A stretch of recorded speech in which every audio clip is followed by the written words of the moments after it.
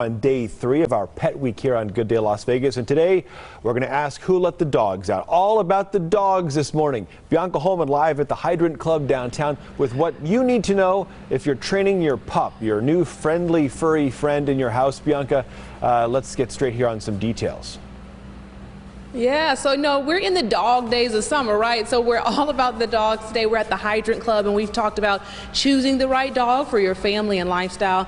2, getting your dog's attention and establishing firm but yet loving, authoritative figure over the dog. And so now I'm joined by Kathy Brooks with the Hydrant Club. So now walking the dog, right? Why is this so important?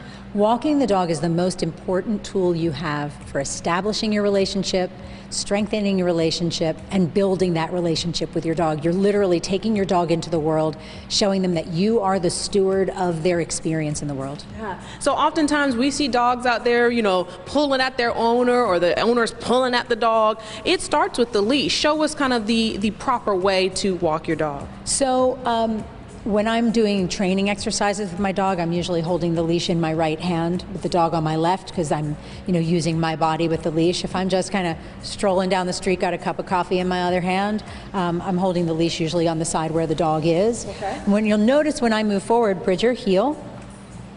That was very good, by the way. She's really smart. She's learning. So when I move forward, when my left leg moves, you'll notice that Bridger moves with it. Yeah. And when I stop, he comes to a stop. Bridger, sit. That should have been an automatic sit again. Looks like we've got a little work to do today. But the idea is he's immediately next to me. You'll notice that the leash has a nice loose J shape. He's not way out in front. He's not all the way behind. He's not fly fishing out in front of me. You'll also notice where my attention is. I mean, granted, you have a microphone in my face and I'm talking to you, so my attention is up and around. I'm not looking down at the dog. When I'm carrying a bag by a handle, I don't keep looking at the bag to make sure it's still in my hand.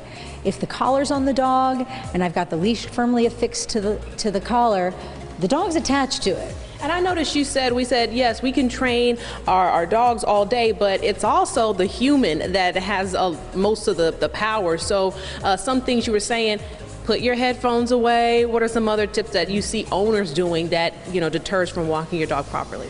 The number of people I see walking down the street, or I see the top of their head because they're looking down at their phone and the dog's out doing whatever. They've got their headset on, so they've got the volume up so they can't hear things that are coming nearby. Yeah. When I'm with my dog, I'm paying attention to the environment around me, what's coming from any direction, what's behind me.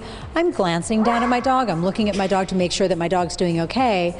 But if I'm, doing something else, I don't see the hamburger on the sidewalk that my dog's going to get its mouth on. Right, Bridger? Well, all great tips, and you see all 4 of these are hers. Let's get a look at them. These are the Brooks children. Exactly. So we got some more great tips and kind of things that you can start thinking about when it comes to your 4-legged furry friend.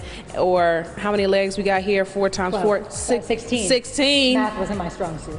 Come on now. All right. We're going to send it back to you guys in the studio. Kathy, and you guys can stick with dog training. That's kind of locked in. We'll worry about the math later on. Good tips certainly for dog owners out there, guys. We'll catch up with you later on this morning as well.